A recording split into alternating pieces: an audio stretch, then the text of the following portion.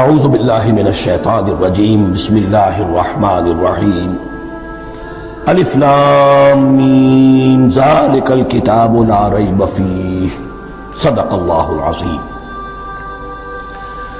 الف لام میم حروف مقطعات ہیں جن کے بارے میں عرض کر چکا ہوں۔ ذالک الکتاب لا ریب فیہ، یہ وہ کتاب ہے اس میں کوئی شک نہیں۔ الکتاب اس لیے کہا گیا ہے کہ قرآن مجید کی پیشین گوئیاں اور خوشخبریاں سابقہ کتابوں میں موجود تھیں، اور چونکہ اس سورہ مبارکہ میں اصل خطاب کا رخ جو ہے وہ ہے سابقہ امت مسلمہ کی طرف، تو ذالک کتاب نہیں کہا گیا، ذالک کتاب لا ریب فیہ نہیں، ذالک الکتاب یہ وہ کتاب ہے، کتاب موعود ہے جس کی پیشین گوئیاں تورات اور انجیل میں موجود تھیں۔ لا ریب فیہ، اس میں کوئی شک نہیں۔ حرف اورا ریب نئے، تبدیل نئے، یہی الفاظ آئے ہیں سورہ سجدہ کے شروع میں بھی، الف لام میم تنزیل الکتاب لا ریب فیہ رب العالمین، لا ریب فیہ من رب العالمین، فیہ ھدی للمتقین۔ فیہ دونوں طرف مل سکتا ہے، لا ریب فیہ اسے معانقہ کہتے ہیں، لا ریب فیہ پڑھیں گے تو ہدن سے شروع کر دیں گے، لا ریب پر ختم کر دیں گے تو فیہ ہدن للمتقین، یہ دونوں معنی درست ہوں گے۔ آپ کو مل جائے گا جو قرآن شریف لے کر بیٹھے ہوئے ہیں کہ حاشیے میں معانقہ نمبر 1 لکھا ہوا ہے، معانقہ عند المتاخرین۔ ہدن للمتقین یہ ہدایت ہے، رہنمائی ہے اہل تقویٰ میں جو بچنا چاہیں۔ تقویٰ کا اصل مفہوم سمجھ، بقا یقین، کسی کو بچانا، تقویٰ خود بچنا۔ جن لوگوں کے اندر فطرت سلیمہ ہوتی ہے ان میں اخلاقی حس موجود ہوتی ہے، وہ بری چیز سے بچنا چاہتے ہیں، بھلی کو حاصل کرنا چاہتے ہیں۔ وہ لوگ ہیں کہ جو گویا کہ اس قرآن کا اصل مخاطب ہے، وہی اس سے استفادہ کر سکیں گے۔ الذین یؤمنون بالغیب، اب ان کے کچھ اوصاف، یہ اصل میں بہت زیادہ واضح ہوتا ہے تعویل خاص کے اعتبار سے کہ دیکھ لو درخت کو اپنے پھل سے پہچانتے ہیں، اس قرآن کے پھل موجود ہیں نا، یہ ابو بکر اور عمر اور عثمان اور علی کون ہیں؟ یہ جو مہاجرین آئے ہیں چل کر، مدینے والوں دیکھو یہ کون ہیں، ان کی شخصیتیں کیا ہیں، ان کا کردار کیا ہے، ان کے اوصاف کیا ہے، یہ کس درخت کے پھل ہیں، یہ اس بینہ کے پھل ہیں، یہ اس ذکرہ کے پھل ہیں۔ بینہ رسول من اللہ یتلو صحفا مطہرۃ فیہا کتب قیمہ، یہ اس شجرہ مبارکہ کے پھل ہیں۔ دیکھ لو ان کے کیا شب و روز ہیں، الذین یؤمنون بالغیب، جو غیب پر ایمان رکھتے ہیں۔ تعویل عام کے اعتبار سے اس کا بہت اہم مفہوم ہوگا، جو یہ طے کر لے کہ سوائے مادے کی دنیا کے مجھے اس سے جو اصل حقیقت ہے وہ مستور ہے، نگاہوں سے چھپی ہوئی ہے، سامنے جو کچھ نظر آ رہا ہے۔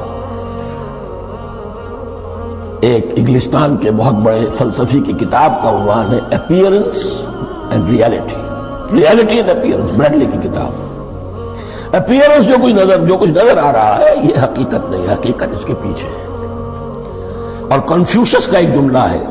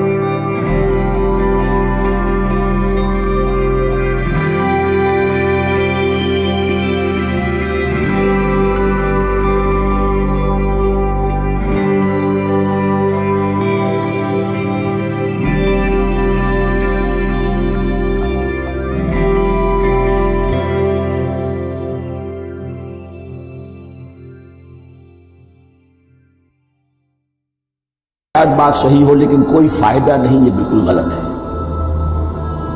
یہ ابتدا ہے قرآن کی، اور کس قدر اہتمام کے ساتھ کہا جا رہا ہے۔ ایمان صرف قرآن پر نہیں، اس پر بھی کہ جو اس سے پہلے نازل کیا گیا۔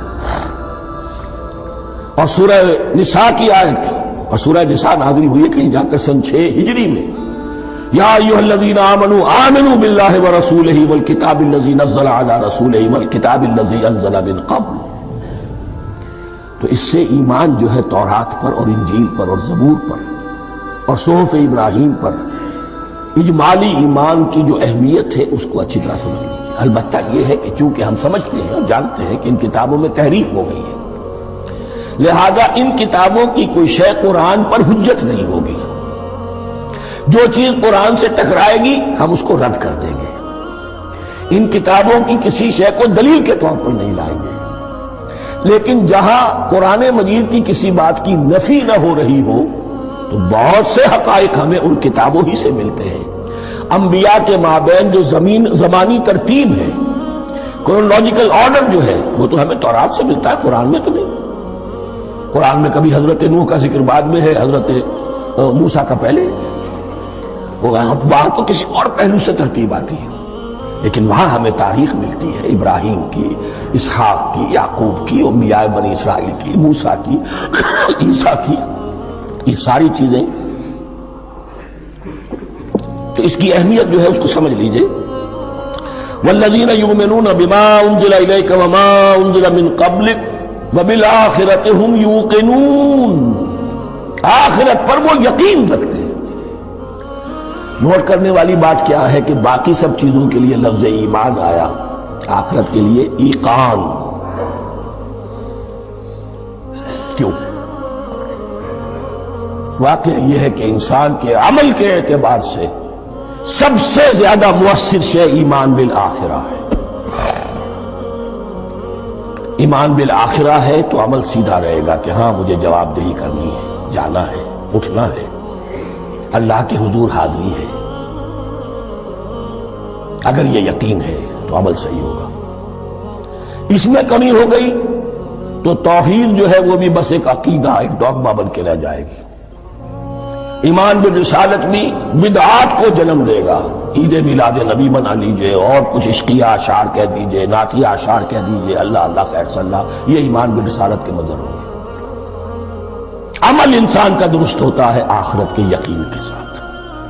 وبالآخرۃ ھم یوقنون، آخرت پر انہی کا یقین ہے، انہی کا یقین ہے۔ یہ حصر بھی ہے اس اعتبار سے کہ یہودی میں مدعی تھے کہ ہم آخرت پر یقین رکھتے ہیں، یہاں کنٹراسٹ دکھایا جا رہا ہے، آخرت پر یقین رکھنے والے یہ لوگ ہیں، اور تعویل خاص کے اعتبار سے وہ لوگ موجود ہیں تمہاری نگاہوں کے سامنے۔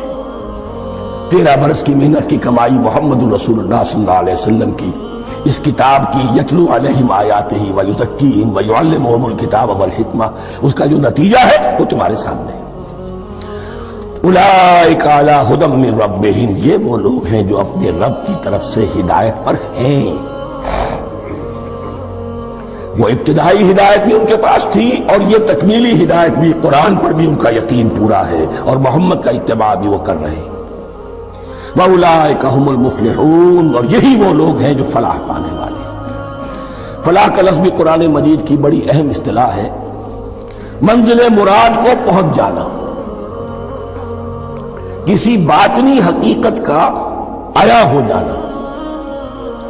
اسی لیے اس پر پھر گفتگو انشاءاللہ ہوگی سورہ مومنون کے شروع میں، لیکن یہ کہ فلاح پانے والے، کامیاب ہونے والے اصل میں یہی لوگ ہیں۔ تو گویا کہ تعویل خاص میں صحابہ کرام کی طرف اشارہ ہو گیا، تعویل عام میں ہر شخص کو بتا دیا گیا اگر قرآن کی ہدایت سے مستفید ہونا ہے تو یہ اوصاف اپنے اندر پیدا کرو۔ اب دوسرا گروہ، ان الذین کفروا سواء علیہم انذرتہم ام لم تنذرہم لا یؤمنون، یقیناً جن لوگوں نے کفر کیا، اور یہاں مراد کیا ہے؟ جو کفر پر اڑ گئے ہیں۔ اس کو ہم تعویل عام میں نہیں لے سکتے، اس لیے کہ اگر تو ہم اس کو عام میں لے لیں گے تو اس کے معنی تو یہ ہوں گے جس شخص نے کسی وقت کفر کیا اب وہ ہدایت پر آ ہی نہیں سکتا۔ نہیں، یہ بات نہیں ہے۔ کوئی کفر میں ہے، وہ غالطے کی بنا پر ہے، عدم توجہی کی بنا پر ہے، حق اس پر واضح نہیں ہوا ہے اس لیے ہے، تو آپ اسے سمجھائیں گے، انذار و تبشیر سے اسے فائدہ ہو جائے گا، واعظ و نصیحت سے اسے فائدہ ہو جائے گا۔ ایک وہ ہے کہ جو حق کو سمجھ کر پہچان کر اور پھر اڑ گئے، ضد کی وجہ سے، ہٹ دھرمی کی وجہ سے، تعصب کی وجہ سے، تکبر کی وجہ سے، حسد کی وجہ سے۔ ان الذین کفروا، ایسے لوگوں کا معاملہ کیا ہے، سواء علیہم انذرتہم ام لم تنذرہم لا یؤمنون، برابر ہے ان کے لیے خواہ آپ انہیں سمجھائیں خواہ نہ سمجھائیں، ڈرائیں نہ ڈرائیں، انذار فرمائیں نہ کریں، لا یؤمنون، وہ ایمان لانے والے نہیں۔ وہی بات جو میں نے کہی تھی کہ سوتے کو جگایا جا سکتا ہے، جاگتے کو کیسے جگائیں۔ ختم اللہ علی قلوبہم وعلی سمعہم وعلی ابصارہم غشاوہ، ان کے دلوں پر اللہ نے مہر کر دی ہے۔ کیوں کر دی ہے؟ یہ ابتداء مہر نہیں ہوئی، جب حق کو پہچان کر انہوں نے رد کر دیا، اس کی پاداش میں، اس کی سزا کے طور پر۔ ختم اللہ علی قلوبہم، اللہ نے ان کے دلوں پر مہر کر دی ہے، وعلی سمعہم، اور ان کی سماعت پر بھی، وعلی ابصارہم غشاوہ، اور ان کی آنکھوں کے سامنے پردہ پڑ چکا ہے۔ یہ مضمون سورہ یاسین کے شروع میں پھر آئے گا بہت شر و بست کے ساتھ۔ وَلَهُمْ عَذَابٌ عَظِيمٌ، اور ان کے لیے تو اب بہت بڑا عذاب ہے۔ یہ دوسرا گروہ ہو گیا، ایک رکوع میں دو کو سمیٹ لیا گیا، کل ابھی 7 آیتیں ہوئی ہیں۔ ایک وہ گروہ جس نے قرآن مجید کی دعوت سے صحیح استفادہ کیا، ان میں طلب ہدایت کا مادہ موجود تھا، ان کی فطرتیں سلیم تھیں، ان کے سامنے دعوت آئی، قبول کی، اور قرآن کے بتائے ہوئے راستے پر چلے۔ وہ گلے سرسبد ہیں، وہ شجرہ قرآنی کے نہایت مبارک اور مقدس، وہ اس کے پھل ہیں۔ ایک گروہ وہ ہے جس نے حق کو پہچانا لیکن اس کو رد کر دیا اپنے تعصب یا ہٹ درمی کی وجہ سے۔ ان کا ذکر آ گیا بہت اختصار کے ساتھ، اس لیے کہ ان کا ذکر آپ کو بہت تفصیل سے مکی صورتوں میں ملے گا۔